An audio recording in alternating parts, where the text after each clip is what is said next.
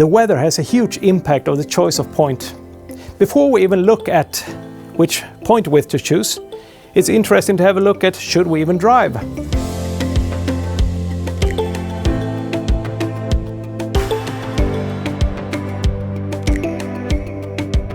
The best way to consider that is to take a spade test.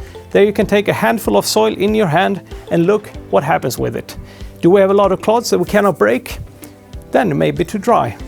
If the soil can be formed into sausages by doing this, it may be too wet, and then you should be careful of compaction damages, or you can also get a seed bed that you may not want to have with too big clods. If the soil though falls apart perfectly, then it's the optimal time to go. Light soils are generally not a big problem. They don't change very much with the weather. If we though go to the heavier soils, we may want to consider using a thinner point if we have a risk of weather extremes.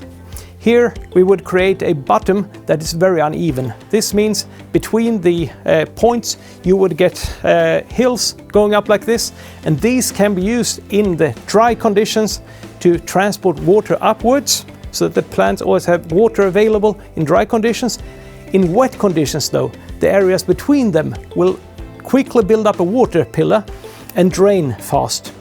So that will enable our plants to have oxygen when they need, and if they have a dry condition, they will always have access to water. So quite a nice thing where we can work with the point and counter the climate effects. A really extreme way of doing this is using a low disturbance point. There we only do a very thin crack down into the soil, and here you need only very little water to build up the pillar for fast drainage, and that may be an interesting solution in combination with shallow tillage to work if you expect a lot of rain or the winter, for example.